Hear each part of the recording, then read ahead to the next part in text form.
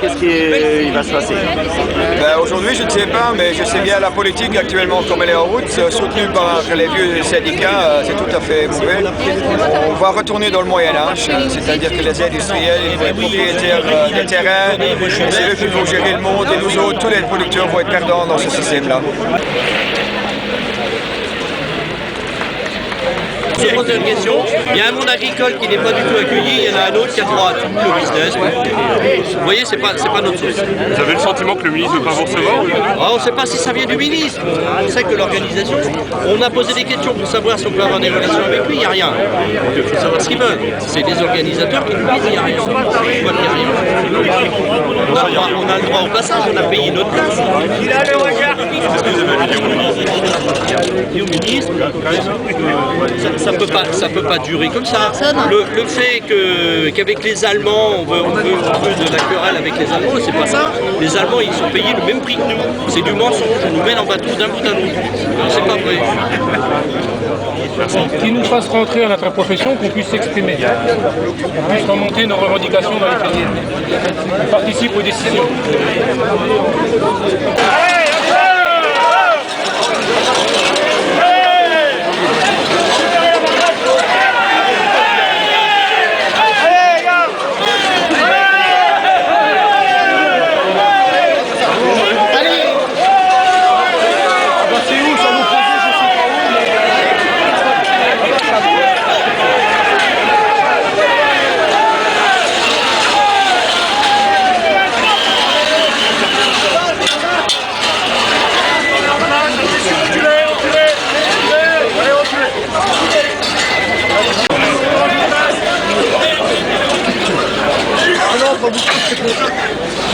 Allez, fumier!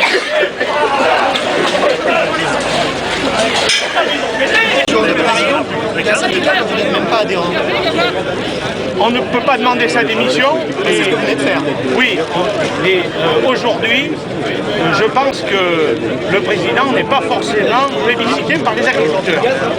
Je suis désolé, mais c'est une chose, c'est comme ça que ça se passe. Il nous met droit dans le mur de la façon dont il gère les choses. Est-ce qu'un président de syndicat a le droit de faire travailler ses producteurs en dessous de leur coût de production? Je vous pose la question. La question est ouverte. Et tous les paysans qui aujourd'hui s'endettent, sont livrés à la financiarisation, c'est orchestré par lui et pas par autre chose. Vous avez organisé en 2009 la grève du lait. On n'a pas l'impression que c'est beaucoup changé après. Est-ce que finalement c'était pas un combat perdu d'avance? S'il n'y avait pas eu la grève du lait, le laminage des fermes serait allé encore beaucoup plus vite. Tout était organisé, prévu pour nous faire du lait en dessous de 28 cents le litre départ ferme en moyenne sur l'année. Ils ont limité un petit peu les dégâts, mais ça n'est que pour remettre le rouleau compresseur en marche au travers de toute une politique qui est mise en place et prévue par la FNSEA. J'en suis désolé. Aujourd'hui, moi, quand je rentre au ministère, je badge. Le ministre rentre au ministère par la grande porte, avec sa voiture. C'est des choses que vous pouvez constater en tant que journaliste. Alors après la grève du lait, qu'est-ce que vous pouvez faire de plus? Vous savez, pendant toute la période des négociations, vous, les journalistes, avez été obligés d'utiliser les images de la grève du lait pour pouvoir montrer des actions fortes et parler de la négociation de la FNSEA. Donc je pense que les producteurs aujourd'hui savent qui a fait la grève du lait, qui l'a cassé, Producteur laitier, lève-toi! Producteur laitier, lève-toi! Producteur laitier, lève-toi! Producteur laitier, lève-toi! Producteur laitier, lève-toi! Producteur laitier! Lève-toi! Lève-toi! Producteur laitier! Lève-toi! Producteur laitier!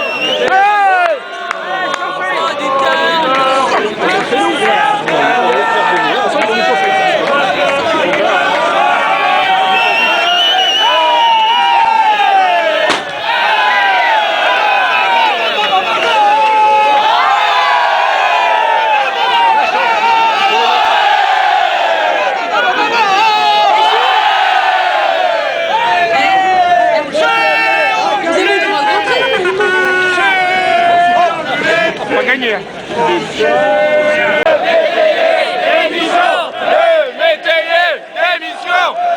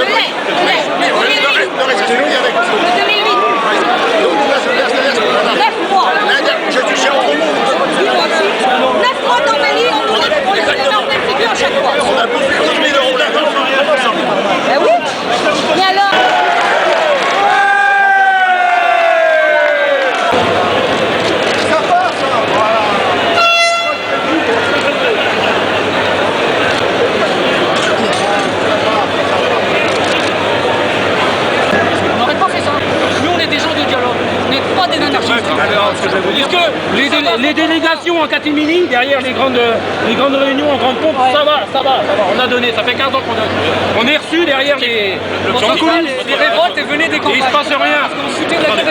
Attendez, je vous écoute, mais écoutez-moi.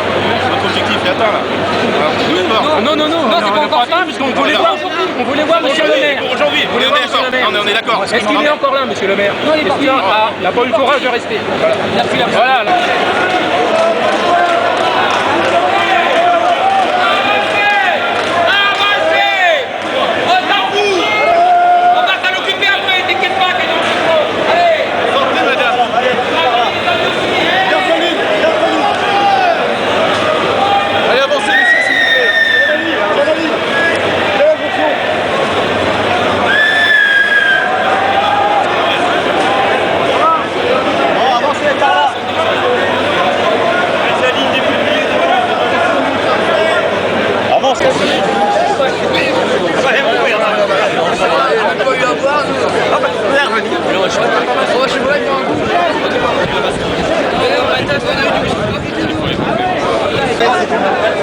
Ouais.